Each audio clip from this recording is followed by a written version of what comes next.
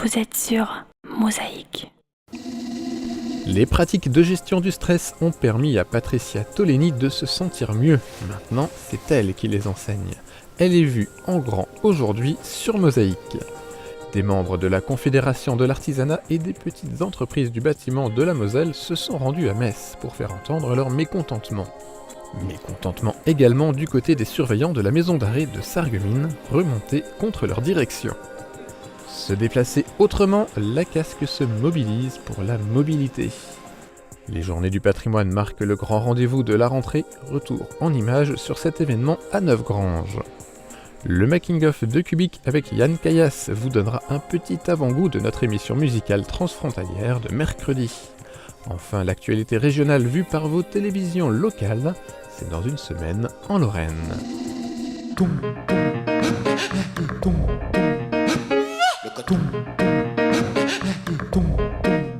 Vous êtes vus en grand sur Mosaïque. J'ai trouvé mon smartphone au Crédit Mutuel. Sourire. Disponible dans vos caisses du Crédit Mutuel. Crédit Mutuel, la banque à qui parler. En été, les journées sont interminables. Mesdames, Messieurs, bonjour, voici la météo de ce mardi. La matinée commence dans une atmosphère très fraîche et sous un ciel encombré. Si la pluie se montre plutôt discrète une bonne partie de la journée, elle revient en force par l'ouest en seconde partie d'après-midi. Les températures conservent un niveau bas, loin des normes d'une fin d'été. Elles partent de 6 à 8 degrés le matin pour s'arrêter entre 13 et 15 degrés l'après-midi.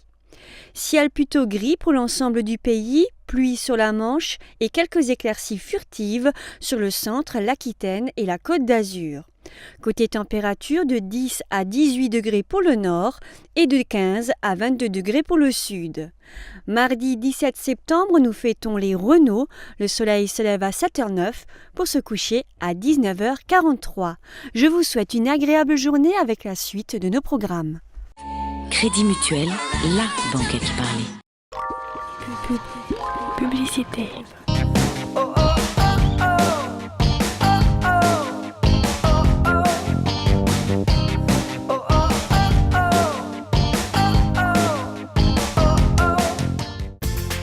Écologique, économique, le réseau Cabus sillonne la ville de Sarreguemines et dessert l'ensemble des villages de la communauté d'agglomération et à des tarifs très attractifs. Un service de transport à la demande est également disponible. Roulez malin, prenez les transports en commun. Ne manquez pas le marché paysan, fête du lait et de l'agneau ce dimanche 22 septembre de 10h à 18h au centre du village de Zilin. Au programme gastronomie locale, animation et découverte de nombreux produits du terroir. Dites oui au premier salon du mariage pour tous à Forbach. Samedi 21 septembre de 14h à 22h et dimanche 22 septembre de 10h à 19h. En présence de Julia Castelli, Miss Ronde France 2013. De nombreux exposants vous aideront à préparer le plus beau jour de votre vie. Assistez aux présentations de costumes, robes de mariée et lingerie. Consultez Rose Cécile qui vous révélera votre avenir amoureux. Entrée 3 €, gratuit pour les moins de 12 ans. Restauration sur place. Votre mariage est unique. Alors ne manquez pas le premier salon du mariage pour tous. Les 21 et 22 septembre au Burghoff à Forbach. Fin de la pub, voici la suite de nos programmes. Bonjour à tous et bienvenue sur Mosaïque. Et si nous commencions la semaine avec un esprit zen. Après avoir constaté sur elle-même les bienfaits du Tai Chi Chuan, Patricia Toleni a décidé d'en apprendre les techniques. Elle donne aujourd'hui des cours et pratique d'autres disciplines comme l'orthobionomie. Guillaume Dumonteil l'a rencontrée. Bienvenue en zénitude. Patricia Toleni gère sa vie à un rythme agréable, confortable. Travaillant à son compte, elle est disponible pour sa famille, mais n'a pas toujours mené une existence aussi paisible. Elle a d'abord fait carrière comme directrice commerciale dans l'hôtellerie de luxe et le divertissement. Elle s'occupait d'équipes composées d'une vingtaine de personnes. J'avais une vie très mouvementée, je travaillais énormément et j'avais peu de temps pour moi. Et ça m'a apporté un inconfort et j'ai cherché ce qui pouvait me faire du bien, ce qui pouvait me ressourcer. J'ai trouvé le Tai Chi Chuan dans un premier temps, donc cette pratique de mouvement lent, fluide, cette douceur, cette fluidité. et m'ont permis de m'enraciner, de me centrer, de reprendre de l'énergie. Patricia a découvert le tai chi en Allemagne il y a une quinzaine d'années. Intéressée par le fait de contrôler les aspects de la personne à travers le mouvement, elle a consacré beaucoup de temps à cette pratique, au point de suivre une formation dans l'optique plus tard de l'enseigner. Pendant 2 ans, elle s'est formée au tai chi chuan. Depuis 2005, elle donne des cours notamment à Sarralbe les mardis soirs avec la MJC. Le tai chi chuan, on aime l'appeler une méditation en mouvement. On va aller travailler la coordination par une alternance du poids du corps. Dans la lenteur, on va chercher la concentration, la fluidité et cette notion d'énergie. Patricia Toleni a plus d'une corde à son arc en ce qui concerne la gestion du stress et des émotions. Elle est également praticienne en orthobionomie, une discipline dérivée de l'ostéopathie qui a pour objectif de gérer le stress et les émotions avec les mains. Une séance d'orthobionomie démarre par un entretien verbal. On va chercher les tensions de la personne et faire des mobilisations en douceur pour lui permettre de se détendre. Voilà, on va travailler la gestion du stress aussi en orthobionomie. Et rapidement, toutes les grandes fonctions de l'organisme vont se réguler. Tolérées mais pas reconnues, ces pratiques douces rencontrent de plus en plus d'adeptes. Patricia Toleni indique que des médecins proposent à leurs patients de se mettre en contact avec elle. Et en cette rentrée, vous avez peut-être une envie de bonnes résolutions, comme faire du bénévolat ou encore vous battre pour une belle cause. Eh bien, sachez que vous pouvez devenir bénévole à l'UNICEF pour défendre la cause des enfants du monde. L'équipe de Sarreguemines vous invite à sa réunion de rentrée ce samedi 21 septembre à 14h30 à la Maison franco-allemande, 129 avenue de la Blise. Et tout de suite, on passe à la revue de presse. Et voici la une du quotidien local. Aujourd'hui, en page régionale du Républicain Lorrain, un sociologue et chercheur mosellan, fils de patron d'auto-école, expérimente le permis sans moniteur. En page nationale de la politique, avec François Hollande qui a tenté de rassurer les Français sur les impôts et sur la situation économique hier soir sur TF1, et dans le même temps réaffirme sa fermeté envers le régime de Bachar al-Assad en Syrie. Enfin, en page locale, la 3e édition de la Fête des fleurs et des plantes, organisée dans les jardins du château Hunschneider, a attiré son lot d'amateurs.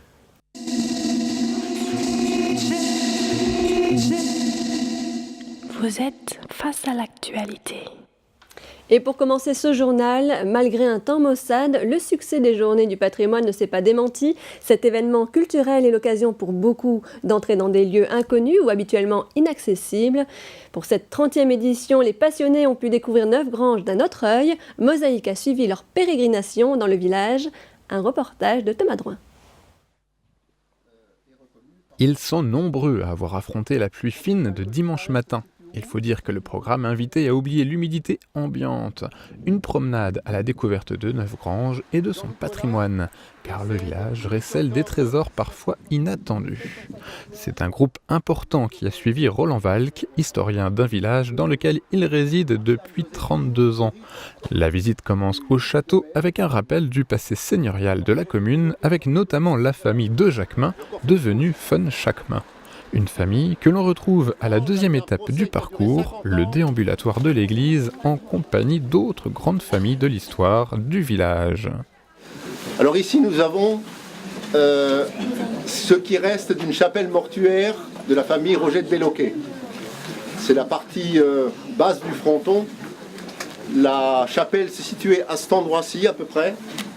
Et en 1961 on a dû la détruire car plus personne s'en occupait, du moins la famille des fans ne s'en occupait plus. De salpêtres commençaient à apparaître partout, la grille était rouillée, les fleurs dataient d'il y a 50 ans, donc on ne pouvait pas le laisser et on a juste conservé cette partie de fronton qu'on a emmurée ici. Retour ensuite dans la cour du château pour pénétrer dans la chapelle des Spiritains. C'est le point d'orgue de la visite de par ses vitraux et fresques représentant les missionnaires coloniaux en Afrique. Image peu commune dans la région. Autre particularité, une statue reliquaire intégrée à l'autel de la chapelle.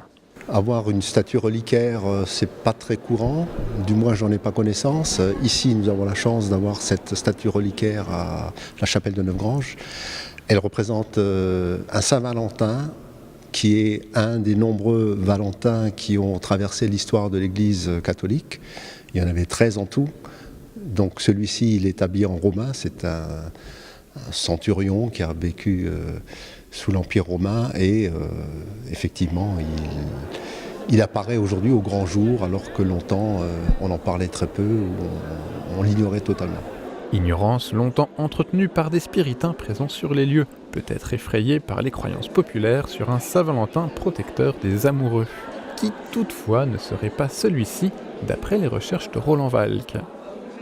Après la chapelle, direction le cimetière des Spiritains. Ici, c'est véritablement le patrimoine récent du village qui ressort, les plus anciens se remémorant les personnalités de certains défunts enterrés sous leurs pieds.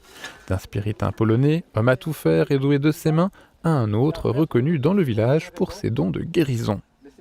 Pour conclure la visite, Roland Valk guide les amateurs de patrimoine vers la statue de Sainte Thérèse, érigée elle aussi par les Spiritains et protégeant autrefois l'imprimerie du couvent.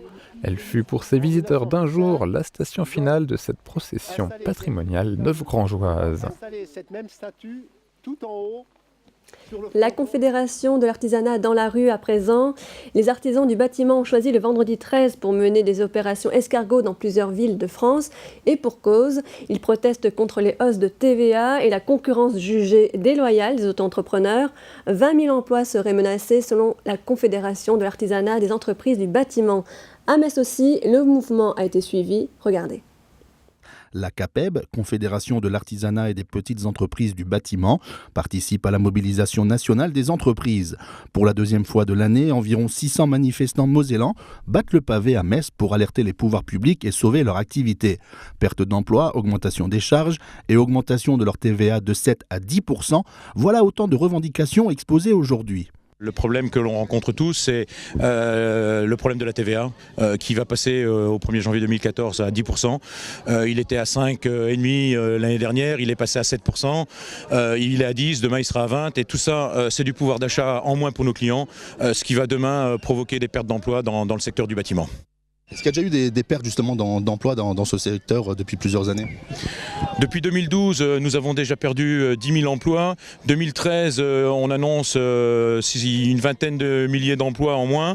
Et si la TVA passe cette année, comme au 1er janvier 2014, à 10%, on annonce de nouveau une perte de 20 000 emplois dans le bâtiment. Autre revendication venant se greffer aux précédentes, le régime d'auto-entrepreneur que les artisans du bâtiment veulent voir mieux encadré. On demande que tout ce qui est régime auto-entrepreneur, entreprise low cost, soit logé à la même enseigne que nos entreprises, qui ont énormément de charges à payer, de formations à mettre en œuvre, et notamment surtout une formation amiante qui est très importante pour nous dans la rénovation des appartements. Demain, si on n'a pas cet agrément amiante, il sera totalement impossible d'aller travailler dans les appartements, rénover les appartements dans notre région, et c'est un coût énorme, ce que les auto-entrepreneurs n'auront pas forcément besoin de passer comme agrément. Grosse mobilisation, il y a quand même des artisans du bâtiment qui travaillent aujourd'hui. C'est sûr, on date d'aujourd'hui, mais tout le monde est derrière nous, des messages de sympathie énormes, des entreprises qui n'ont pas pu se joindre à la manifestation pour les soucis que l'on connaît. Aujourd'hui, on aurait préféré être tous chez nos clients, sur nos chantiers. Il va de soi qu'aujourd'hui, les gens qui n'ont pas pu manifester à cette manifestation sont de tout cœur avec nous et bien évidemment nous soutiennent dans cet effort qui va servir à tout le monde. Une forte mobilisation donc, ralentissement de la circulation sur les axes principaux, un défilé pédestre qui prit possession des rues Messines avec plusieurs actions devant l'URSSAF, la Banque de France, l'Hôtel des Impôts et la préfecture où une délégation était attendue. Rappelons enfin que l'artisanat du bâtiment représente en France plus de 375 000 entreprises, employant un peu plus de 700 000 salariés. Et les surveillants pénitentiaires, eux aussi, ont montré leur mécontentement. Pendant plusieurs heures, ils se sont regroupés devant les portes de la maison d'arrêt de Sarreguemines pour protester contre leur direction et la surpopulation carcérale. Un mouvement engagé par la CGT. Guillaume Dumonteil a voulu en savoir davantage en interrogeant le secrétaire local de ce syndicat qui travaille dans cet établissement. On l'écoute. Vous êtes devant la maison d'arrêt de Sarreguemines pour deux raisons. La première concerne votre direction. Pouvez-vous nous présenter la situation ? Le problème avec la direction, c'est le management de notre patron, quoi. On a eu un gros souci. Le 1er mai, on a eu une intervention avec un détenu. Il a fallu le mettre au quartier disciplinaire. Intervention commandée par l'adjoint de chef d'établissement et un gradé de quart qui était là, plus le personnel. Le détenu a joué le jeu, on l'a mis au quartier disciplinaire, tout s'est passé normalement. Donc les papiers faits, les comptes rendus effectués. Le 15 août, notre chef d'établissement décide d'aller interroger le détenu, ce qu'on n'a jamais vu en 25 ans moi, de carrière, j'ai jamais vu qu'on allait interroger un détenu pour savoir comment l'intervention s'est passée et si ce détenu avait porté plainte ou souhaitait porter plainte. C'est lui-même qui nous l'a relaté lors d'une réunion où il y avait 4 témoins. Donc un management complètement, c'est le monde à l'envers, quoi. Maintenant, pas possible de vivre et de travailler dans ces conditions-là à la maison d'arrêt de Sarreguemines. Une autre revendication, elle concerne la surpopulation carcérale ici à Sarreguemines. Pouvez-vous également nous présenter la situation ? Déjà le plus gros problème, un des gros problèmes, c'est ça, quoi. En gros, on a 127 détenus présents, on a que 71 places normalement. Donc ça fait des mois et des mois que ça dure, c'est interminable, quoi. On a aussi un sous-effectif de personnel, on a 4 personnes qui sont en longue maladie, où les gens ne sont pas remplacés. Si en plus on rajoute à ça le problème avec le directeur qui nous met des bâtons dans les roues, on a presque peur d'aller au travail, quoi. Pas normal. Quelles sont aujourd'hui vos revendications ? Soit il change la façon de travailler, soit on lui souhaite une bonne mutation et qu'on ne se voie plus et qu'il mette quelqu'un d'autre à la place. Et puis sachez que nous avons contacté le directeur de la maison d'arrêt de Sarreguemines qui ne souhaite pas commenter la situation. Il confirme être allé discuter seul à seul avec le détenu ayant eu un comportement agressif, mais n'a pas souhaité nous donner la teneur de leur discussion. Et puis en ce qui concerne la surpopulation carcérale dénoncée également par les surveillants pénitentiaires, il indiquait jeudi dernier qu'il restait 14 places de disponibles à la maison d'arrêt. Sans transition, la communauté d'agglomération de Sarreguemines se met à l'heure européenne de la mobilité, vélo, covoiturage, transport en commun. Il s'agit de sensibiliser le public au mode de transport alternatif à la voiture, plus écologique et plus économique. La CASC, engagée dans un plan climat dans ses services et sur le territoire, veut impulser des comportements éco-responsables en matière de déplacement. Une semaine pour communiquer et convaincre. Reportage. Se déplacer autrement. Durant cette semaine de la mobilité, la communauté d'agglomération de Sarreguemines se donne les moyens pour sensibiliser le public aux déplacements alternatifs à la voiture. Un jeu sur le site Facebook de la CASC permettra de gagner 30 passes adultes d'une durée de validité de 2 mois. Mais surtout, la collectivité mise sur la gratuité des bus sur le réseau urbain durant la semaine pour séduire une nouvelle clientèle. L'objectif, c'est bien sûr de faire plaisir à nos usagers journaliers.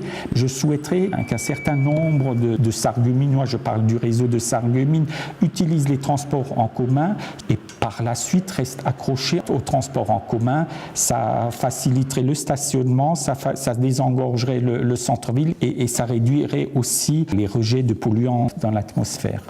Une semaine aussi pour informer des actions de la CASC en matière de transport. Entre autres, un parking de covoiturage sécurisé à la sortie d'autoroute de Hambar et un plan déplacement entreprise sont en cours d'étude. Les déplacements sont organisés pour que, par exemple, les places de parking soient réduites, par exemple, que les salariés puissent, par exemple, venir. Je prends l'exemple de l'Europol, ceux qui habitent à Hambar éventuellement puissent venir au travail en vélo, prendre peut-être une douche, profiter des vestiaires et ensuite aller sur leur poste de travail. En l'occurrence, pour qu'un tel projet se concrétise, qu'un plan de déplacement des entreprises se concrétise, il faut travailler en partenariat et s'adapter au maximum aux besoins des entreprises. Les bornes de recharge pour voitures électriques se déploient progressivement. Le 100e kilomètre de piste cyclable vient d'être inauguré. La CASC veut se montrer exemplaire en appliquant au sein même de ses services des comportements écologiquement et économiquement responsables. Pour en savoir plus sur la politique que mène la CASC en matière de transport et de développement durable, rendez-vous au stand de la CASC vendredi 20 et samedi 21 septembre au Cora de Sarreguemines. Et puis dans le cadre de sa politique d'aménagement et d'amélioration des itinéraires cyclables et voies vertes, la communauté d'agglomération Sarreguemines-Confluence démarre aujourd'hui des travaux sur la voie verte Visvillers-Zétin-Sarinsmin. Et puis notez que débutent également aujourd'hui des travaux sur la passerelle hélicoïdale Pont de l'Europe dans le but de pérenniser la structure. Les travaux devraient durer 8 semaines. Voilà, c'est la fin de l'actualité pour aujourd'hui. Tout de suite, après l'offre d'emploi du jour, le making-of de Cubic, puis l'actualité régionale vue par vos télévisions locales. Chaque jour, un emploi sur Mosaïque. L'offre d'emploi à saisir aujourd'hui est un CDI d'opérateur mécanicien-technicien en chantier souterrain à Sarrebruck. Les qualités principales exigées pour le poste sont une bonne condition physique, l'autonomie au travail, mais aussi savoir travailler en équipe et en toute sécurité. Un très bon niveau d'allemand est exigé et la détention des CACES 2, 4 et 9 sont souhaitées. Du divertissement à présent, Yann Kayas présente des extraits de son spectacle Sister Twister, un projet métis entre le rock et le théâtre. Voici le making-of de Cubic.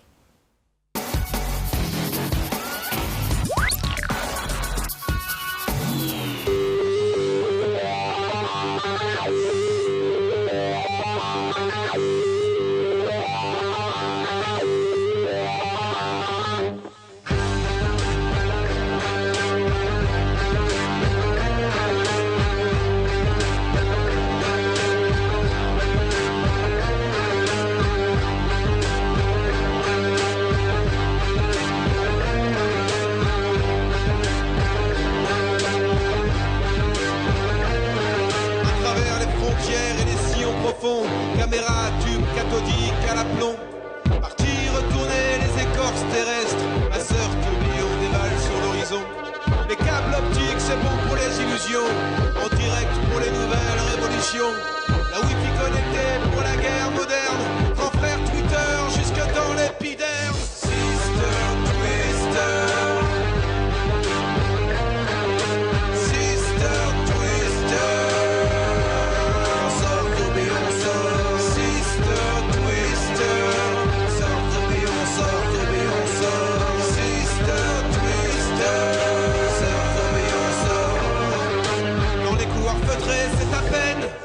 Si on se pince le nez en file indienne, en attendant qu'en face on espère sans classe que ma sœur tourbillon toute seule se lasse. Les téléphones fixes, les événements, punch vidéo trash 100% 100% qui font 17 fois le tour des hémisphères pour finir à 13h comme un beau éphémère. Sister Twister.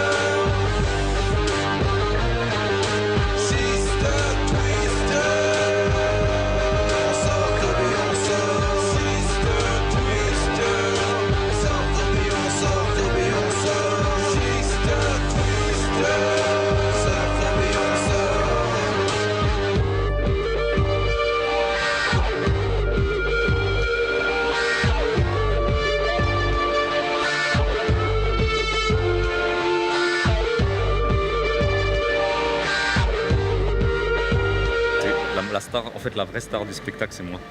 C'est moi. Lui, c'est juste un guest.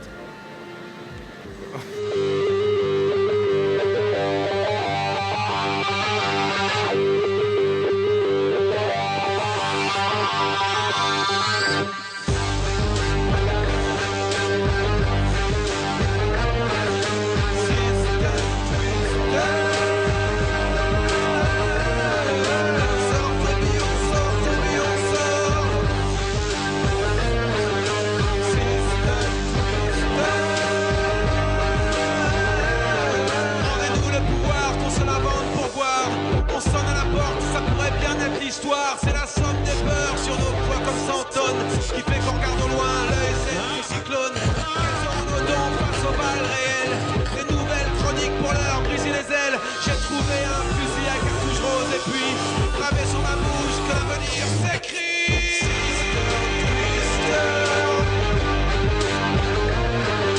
Sister Twister.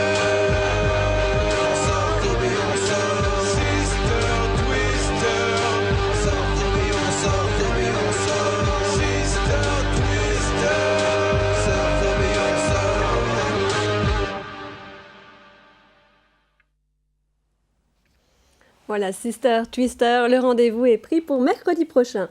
Je vous laisse à présent avec Maud Liederkorn pour une semaine en Lorraine. Demain, vous avez rendez-vous sur Mosaïque avec Derrière le miroir.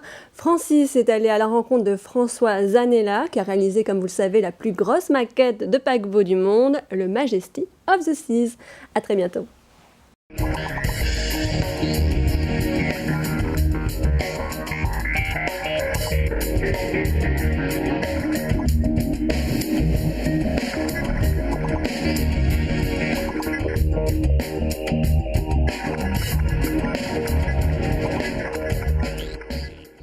Salut à vous les Lorrains, je suis ravie de vous retrouver pour une toute nouvelle émission d'une semaine en Lorraine. Aujourd'hui encore, grâce à vos télés locales, nous sommes partis à la découverte de ce qui se passe chez vous et chez vos voisins cette semaine encore en Lorraine. Je vous emmènerai à Nancy où un arbre pas comme les autres a pris racine au cœur de la place Saint-Èvre.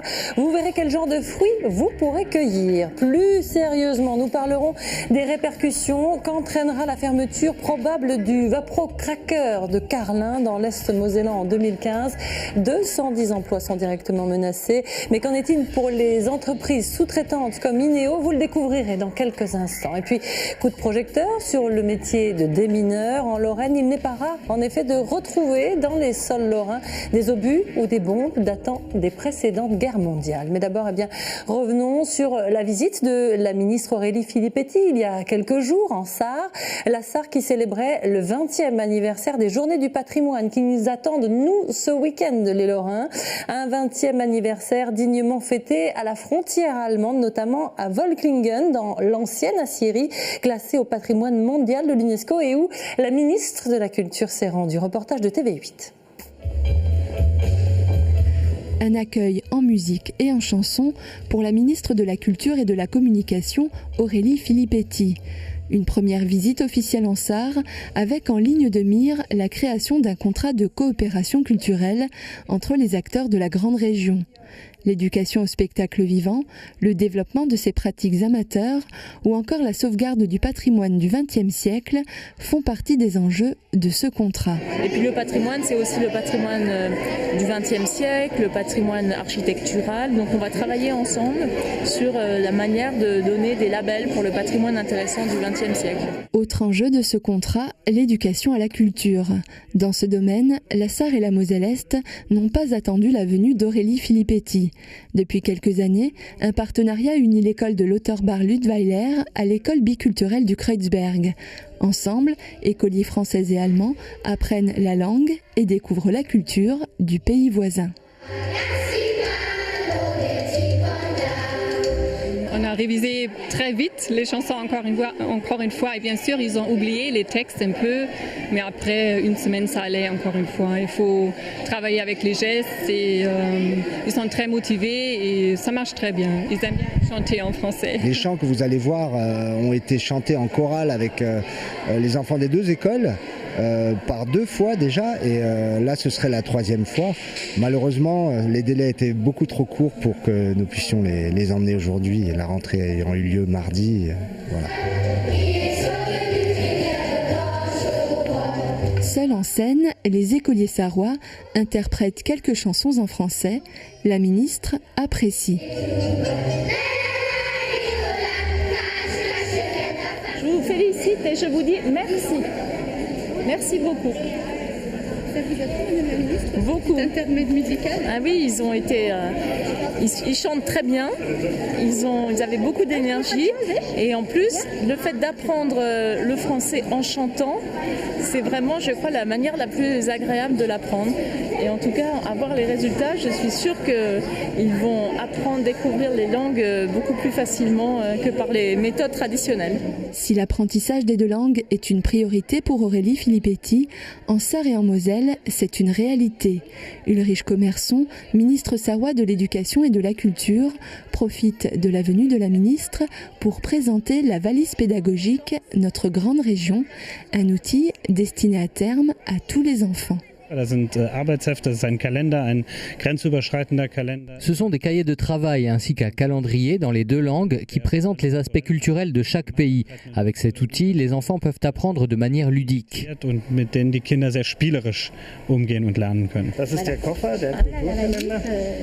Merci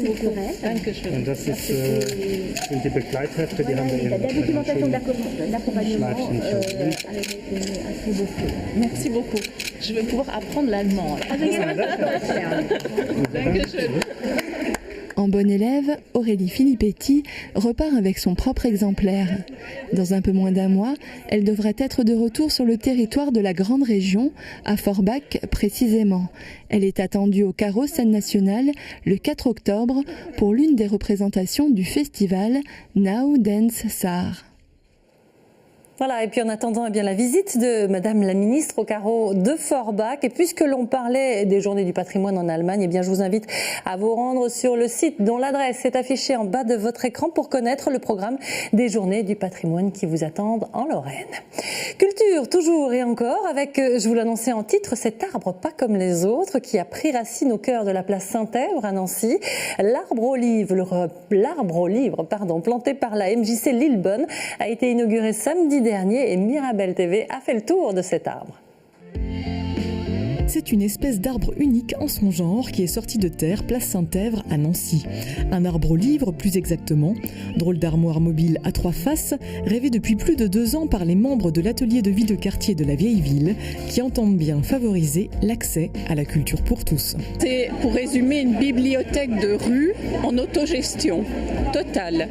C'est-à-dire que si vous avez des livres dont vous ne voulez plus, vous venez les déposer. Vous pouvez en reprendre, ne pas en déposer, ne pas en reprendre, les lire sur les terrasses à côté ou alors chez vous. On est entièrement libre. C'est plus libre qu'une bibliothèque classique et c'est ce qu'on cherche. Designé par l'illustrateur nancéen François Malingret, l'arbre au livre interpelle avant de séduire unanimement les promeneurs impatients d'y faire pousser ou d'y cueillir des ouvrages en tout genre. C'est une très bonne idée, moi je suis tout à fait pour et puis j'espère que ça va marcher. Moi ça me donne envie d'amener mes livres de poche de cet été que je comptais mettre peut-être au grenier, d'aller les amener puis d'en prendre aussi d'autres. Je trouve que c'est très intéressant parce que ça permet à des tas de gens de Nancy d'avoir des livres gratuitement. Donc ça va les encourager à lire. Ce que j'ai défendu surtout, c'est la culture dans la ville, la culture dans la rue, quoi. Je trouve ça extrêmement important. Pendant 3 mois, la bibliothèque à ciel ouvert vous offrira son lot de découvertes, place Saint-Èvre, avant de rejoindre la Pépinière puis la Porte de la Craffe à Nancy. Des arbres qui pourraient ensuite fleurir dans toute la ville et partout ailleurs, à condition de jouer le jeu et de les chouchouter. Sans transition, je vous propose de prendre la tangente direction Carlin, en Moselle-Est. Carlin, où Total a annoncé ces derniers jours la fermeture du dernier Vapocracker, une fermeture qui entraînera 210 suppressions d'emplois sur le site, mais qui devrait avoir des répercussions également auprès des sous-traitants qui s'interrogent sur leur avenir. C'est le cas de l'entreprise Ineos que Mosaïque TV a rencontré à Sarralbe. Sans surprise, Total a décidé d'arrêter le Vapocracker de Carlin au 2e semestre 2015. Cette décision impacte notamment le site Ineos de Sarralbe. Pour réaliser son activité, la fabrication de granulés servant à fabriquer des produits en plastique que l'on utilise au quotidien, tuyaux ou bouteilles d'eau, l'usine Ineos reçoit notamment de l'éthylène en provenance du Vapocracker de Carlin. Dans des messages diffusés auprès des salariés ou dans la presse, Total écrit qu'ils assureront les fournitures aux clients qu'ils avaient jusqu'à présent. Ineos devrait donc recevoir des quantités d'éthylène nécessaires pour continuer avec les contrats actuels. Total et Ineos sont liés jusqu'au 31 décembre 2015. Passé cette date, rien n'est garanti. On demande à ce que les deux partenaires, c'est-à-dire Total et Ineos, signent un contrat qui va au-delà de 2015 avec des quantités suffisantes pour que la plateforme puisse tourner correctement et puisse produire des résultats corrects. Les discussions sont en cours, il faut donner le temps aux deux parties de bien négocier et de trouver une solution qui convient aux deux parties. Donc aujourd'hui, on ne peut pas donner une date de conclusion, mais c'est en cours. On suppose que les deux parties veulent notamment se mettre d'accord sur un prix d'achat de l'éthylène. Le pipe permettant l'accès de cette matière au site de Sarralbe appartient à Total. On est sur un marché qui est captif, c'est Total qui fixe le prix, alors que les industriels de la pétrochimie ont plutôt comme référentiel un prix européen de l'éthylène et du propylène. Donc il ne faudrait pas qu'il y ait distorsion de prix, parce que sinon nos entreprises ne seraient plus concurrentielles par rapport aux entreprises qui travaillent sur le même cœur de métier en Europe.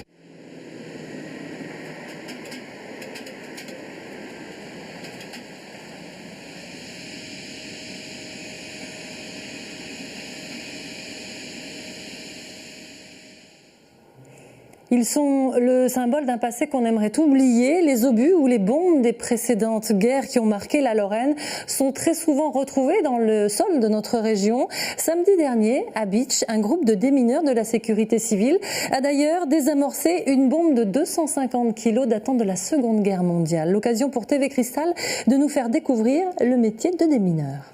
Samedi dernier, le centre de déminage de Metz a procédé à une opération particulière, le déminage d'une bombe américaine de 250 kg datant de la Seconde Guerre mondiale au chantier intercommunal à Bitche dans la zone Trollitan. L'occasion pour TV Cristal de découvrir ce métier assez peu répandu, celui de démineur.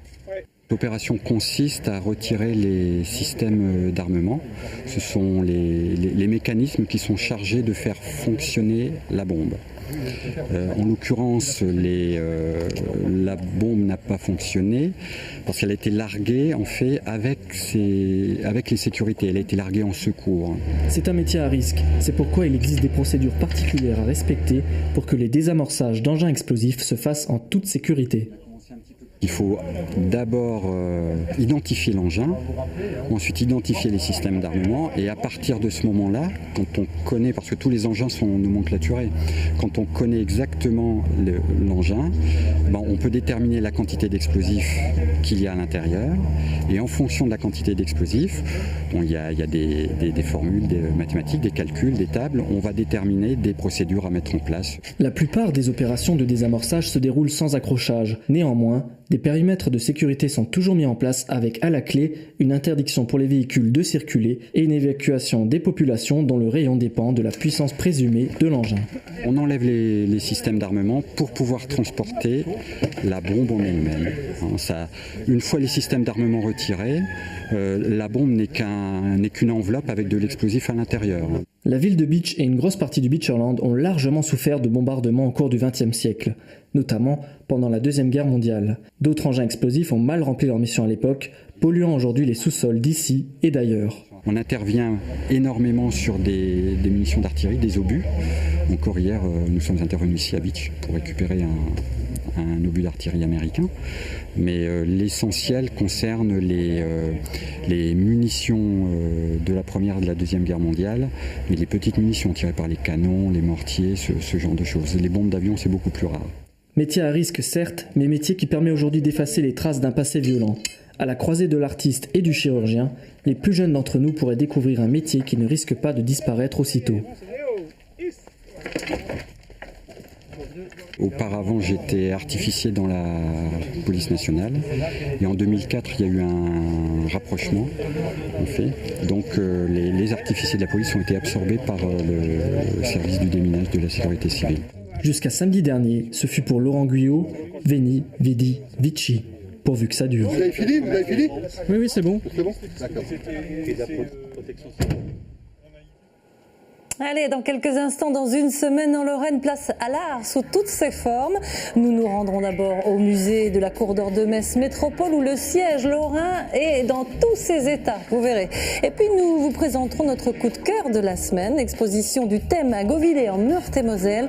Nous rencontrerons la propriétaire d'un lieu plutôt insolite. Mais avant ça, parlons de cette manifestation au Grand Cœur qui vous donne rendez-vous chaque année partout en France. Il s'agit du Téléthon, 27e du nom. 8 villes en France, dont Épinal dans les Vosges, ont lancé l'opération il y a quelques jours. L'occasion pour Vosges Télévisions de nous montrer que même si la manifestation attend le public les 6 et 7 décembre prochains, les bénévoles sont déjà au travail. Le Téléthon aura lieu les 6 et 7 décembre, mais la FM organisait ce week-end des pré-lancements dans 8 villes en France. Épinal était samedi le lieu de rassemblement pour 200 personnes venues du Grand Est. Vous voyez le nombre de personnes qui vont venir aujourd'hui, qui vont commencer à travailler dès aujourd'hui pour préparer ce week-end de soutien. C'est très important pour nous, parents de malades, parce qu'on ne se sent pas seul face à la maladie de nos enfants. C'est le but un peu de cette journée, de nous booster tous les uns et les autres, de nous présenter aussi les thèmes de la nouvelle campagne Téléthon. Et le combat des familles s'écrit déjà sur les 5 affiches nationales. C'est le quotidien de Séverine et Laurent venus de Belfort. Ils ont déjà perdu 2 jeunes enfants et aujourd'hui Lily et Tristan, 5 ans et demi, vivent avec une variante unique au monde d'une maladie rare au nom barbare, une cytopathie mitochondriale qui menace les jumeaux d'une mort subite. On a cette chance, c'est que ça ne se voit pas extérieurement. Évidemment, on a des contraintes à la maison, un suivi médical assez lourd.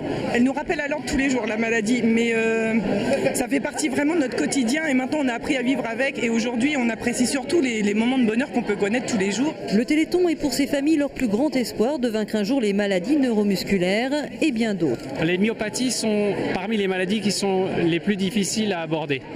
Et aujourd'hui, on a avec des molécules complètement nouvelles. Alors on est à mi-chemin entre la thérapie génique et la pharmacologie classique. Ce sont des molécules qui interfèrent avec le fonctionnement des gènes et qui permettent en quelque sorte à un gène malade de fonctionner quand même.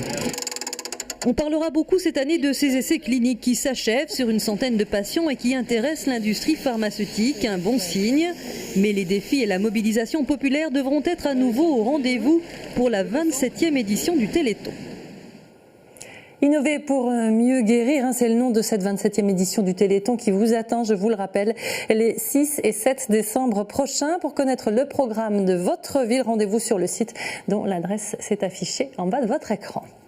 On regarde, mais on ne s'assoit pas. 40 chaises, fauteuils et sièges se dévoilent depuis le 11 septembre au musée de la Cour d'Or de Metz Métropole. 40 pièces lorraines d'exception, miroir du savoir-faire de notre région que nous présente Mirabel TV.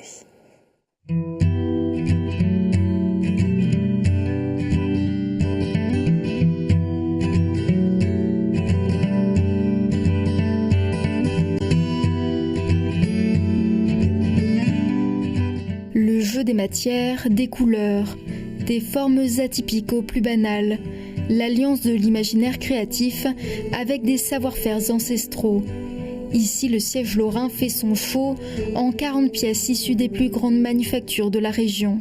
L'histoire n'a pas été racontée et était peu connue, c'est-à-dire qu'on parle beaucoup de choses, de métiers d'art, de terres d'art en Lorraine, mais le mobilier et la tradition du siège en Lorraine est quand même peu connue du grand public. Et si l'histoire est méconnue, elle est pourtant longue. La tradition véhiculée par les ébénistes et sculpteurs lorrains remonte au XVIIe siècle.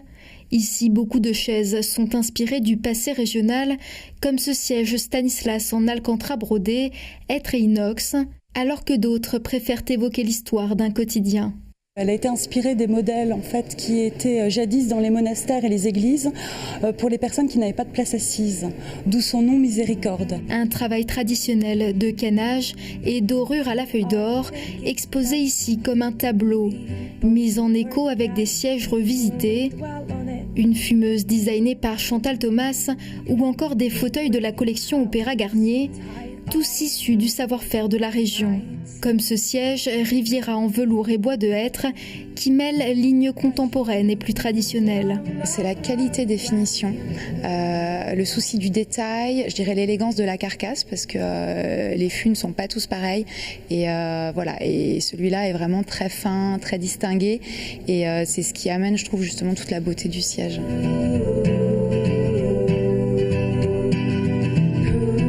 Et si le sol de la chapelle assiégée ne vous suffit pas, levez donc les yeux. Comme une illusion, un chapelet de siège vous invite aussi à admirer les lieux. Une exposition état de siège qui se tient jusqu'au 18 novembre, donc dans cet écrin, l'ancienne chapelle des Petits Carmes au musée de la Cour d'Or. Les horaires de la visite sont disponibles en consultant l'adresse qui vient d'apparaître en bas de votre écran. On termine par notre coup de cœur de la semaine, c'est la 21e exposition proposée par le thème. 26 plasticiens de tout genre et de tous horizons ont répondu à l'invitation d'Aline Rosenkrantz, la propriétaire des lieux. Le thème imposé, mesure et démesure, un thème clin d'œil à l'allure de cette structure, dans cette exposition, donc dans ce lieu ô combien atypique de notre région. Maï-Lorraine est allée sur place découvrir ces artistes pour nous le faire donc découvrir. C'était dans le Saintois, à Gauvillers très précisément.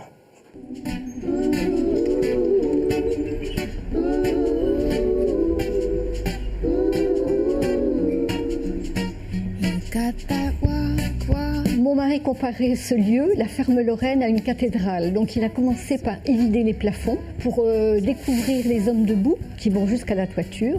Et ça a été le point de départ. Après, tout a été fait de façon empirique, mais toujours avec un esprit de scénographie. Le projet était d'ouvrir ce lieu au plus grand nombre, c'est-à-dire donner accès à tous à l'art contemporain. C'était notre maison. Le jardin a été dès le départ ouvert au public. C'était l'exposition à l'intérieur et le jardin. En fait, c'était quelque chose qu'on offrait à la fois aux artistes et au public.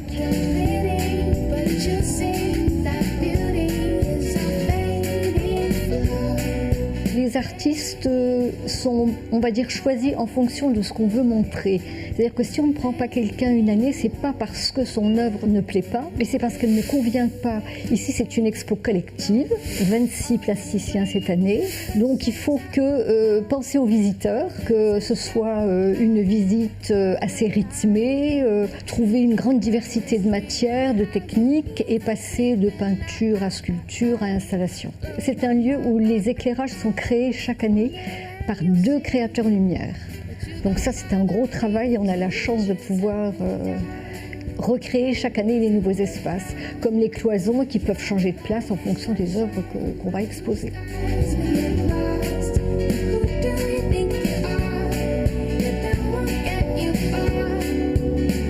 Donc le côté magique de ce lieu, c'est aussi que le visiteur peut s'approprier son angle de vision.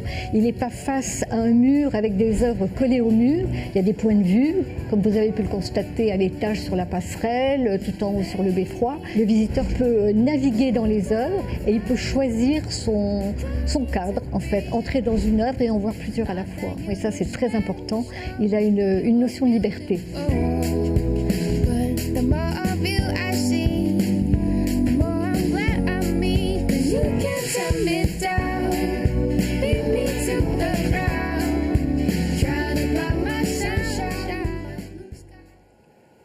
Voilà, vous avez jusqu'au 6 octobre pour découvrir cette exposition. Pour en savoir plus, rendez-vous sur le www.galerie-thème.fr. Voilà, une semaine en Lorraine, c'est déjà fini. On se retrouve la semaine prochaine, bien évidemment, pour un tout nouveau tour de la Lorraine en images. D'ici là, prenez soin de vous. Merci à l'équipe technique et aux télés locales qui nous ont permis de réaliser cette émission. Et puis merci à vous qui nous regardez chaque semaine pour votre fidélité. À très vite.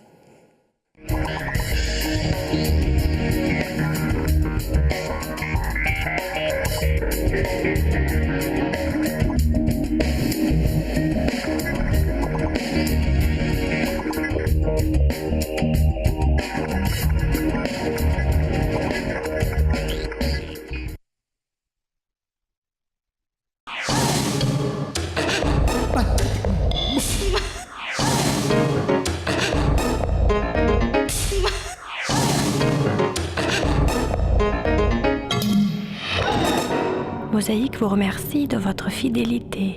À demain.